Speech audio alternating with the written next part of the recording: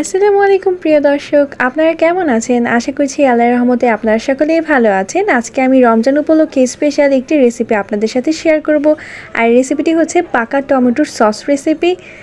বর্তমানে বাজারে প্রচুর পরিমাণ পাকা টমেটো পাওয়া যাচ্ছে, আর আপনারা বাজারের অস্বাস্থ্যকর সস না খেয়ে আমার এই রেসিপিটি ফলো করে খুব সহজভাবে টমেটোর সস বানিয়ে সংরক্ষণ করতে পারবেন।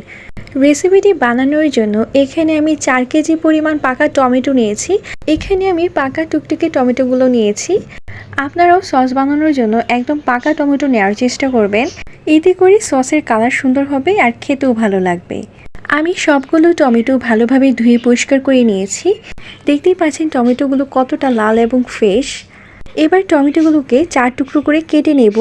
সবগুলো টমেটো আমি 4 টুকরো করে কেটে নিয়েছি। এবার রান্নায় চলে যাব। সস বানানোর জন্য চুলায় একটি প্যান বসিয়ে দিয়েছি, আর এতে কেটে রাখা টমেটোগুলো দিয়ে দিলাম।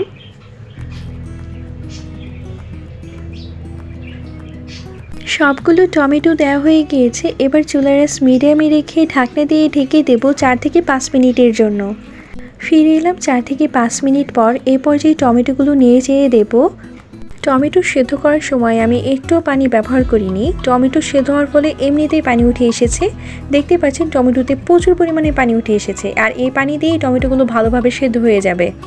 নাড়া দেওয়া হয়ে গিয়েছে। এবার ঢাকনা দিয়ে ঢেকে দেব আরও 5 থেকে 6 মিনিটের জন্য। ফিরে এলাম 5 থেকে 6 মিনিট পর। এই পর্যায়ে টমেটোতে দিয়ে দিলাম 3 টুকরা দারুচিনি, 2টা তেজপাতা, 3টি এলাচ, 4-5টা লবঙ্গ দিয়ে দিলাম, কিছু আস্ত তেঁতুল দিয়ে দিলাম। এতে করে সসের টেস্ট বেড়ে যাবে। সবগুলো উপকরণ দেওয়া হয়ে গিয়েছে। এবার নিয়ে যেয়ে টমেটোর সাথে মিশিয়ে নেব।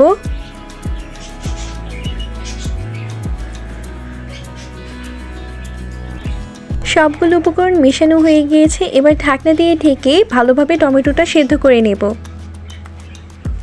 টমেটো ভালোভাবে সেদ্ধ হয়ে গিয়েছে। এবার একটি ডাল ঘুটনির সাহায্যে টমেটোগুলো ভালোভাবে ম্যাশ করে নেব। আপনারা চাইলে এই পর্যায়ে টমেটোটা ব্লেন্ড করে নিতে পারেন, কিন্তু আজকে আমি ব্লেন্ড ছাড়া কিভাবে সস বানানো যায় সেটা দেখাবো। আমার রেসিপিটা স্টেপ বাই স্টেপ ফলো করলে আপনি পারফেক্টভাবে সস বানাতে পারবেন। টমেটো ভালোভাবে ঘুটে নেওয়া হয়ে গিয়েছে।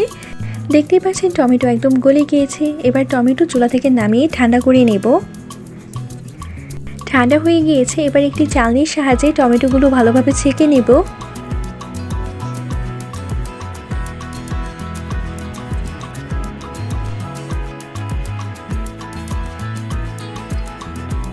সম্পূর্ণ টমেটো ছেঁকে নেওয়া হয়ে গিয়েছে। দেখতেই পাচ্ছেন কত সুন্দর পিউরি বের হয়েছে, একদম ঘন পিউরি বের হয়েছে। এবার এই পিউরিটা জাল দিয়ে সস বানিয়ে নেব। এই জন্য চুলায় একটি প্যান বসিয়ে পিউরিটা ঢেলে নিয়েছি। এবার এতে 1/2 কাপ পরিমাণ চিনি দিয়ে দিলাম। আপনারা যে যেমন মিষ্টি পছন্দ করেন সেই অনুযায়ী চিনিটা দিয়ে নেবেন। 1/2 চা চামচ পরিমাণ ফুড কালার দিয়ে দিলাম। এতে করে সসের কালারটা আরও সুন্দর হবে। অল্প একটু লবণ দিয়ে দিলাম। এবার নেড়ে সবগুলো উপকরণ সসের সাথে ভালোভাবে মিশিয়ে নেব। মেশানো হয়ে গিয়েছে। এবার এতে 1/2 কাপ পরিমাণ ভিনেগার দিয়ে দিলাম। এতে করে সস দীর্ঘদিন ভালো থাকবে। এবার চুলার আঁচ মিডিয়ামে রেখে সসটা ভালোভাবে জাল করে নেব। যতক্ষণ পর্যন্ত না সস থেকে এক্সট্রা পানি শুকিয়ে যাচ্ছে ততক্ষণ পর্যন্ত সসটা ভালোভাবে জাল করে ঘন করে নেব। আপনারা যারা এখনও আমার চ্যানেলটি সাবস্ক্রাইব করেননি তারা অবশ্যই আমার চ্যানেলটি সাবস্ক্রাইব করে পাশে থাকা বেল আইকনটি বাজিয়ে রাখুন। এতে করে নিত্য নতুন ভিডিওগুলো সবার আগে পেয়ে যাবেন। সস ভালোভাবে জাল করে ঘন করে নেওয়া হয়ে গিয়েছে। এবার অল্প একটু সস বাটিতে উঠিয়ে এর ঘনত্বটা চেক করে নেব। দেখে নেব সসে এক্সট্রা কোনো পানি আছে কিনা। দেখতেই পাচ্ছেন সস একদম ঘন হয়েছে, এর মধ্যে এক্সট্রা কোনো পানি নেই। এর মানে সসটা ভালোভাবে জাল হয়ে গিয়েছে। এবার সসটা চুলা থেকে নামিয়ে ভালোভাবে ঠান্ডা করে নেব।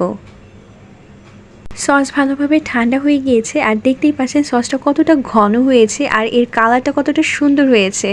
আপনাদের বোঝার সুবিধার্থে আমি সসটা পরিবেশন করে দেখাচ্ছি। দোকানের ভেজাল সসের থেকে এই সস অনেক বেশি স্বাস্থ্যকর। এবার একটি খালি কাচের বয়মে সসটা ঢেলে সংরক্ষণ করব। এভাবে সস 6 থেকে 1 বছরের মতো ভালো থাকবে। আপনারা এই রেসিপিটি একবার হলেও বাসায় ট্রাই করবেন, আর কেমন হলো তা অবশ্যই কমেন্টে জানাতে ভুলবেন না। আজকের রেসিপিটি ভালো লাগলে চ্যানেলটি বেশি বেশি করে শেয়ার করবেন। আজকের মতো এখানে বিদায় নিচ্ছি। দেখা হবে নতুন কোনো ভিডিওতে নতুন কোনো রেসিপি নিয়ে। সে পর্যন্ত সকলেই ভালো থাকুন। আল্লাহ হাফেজ।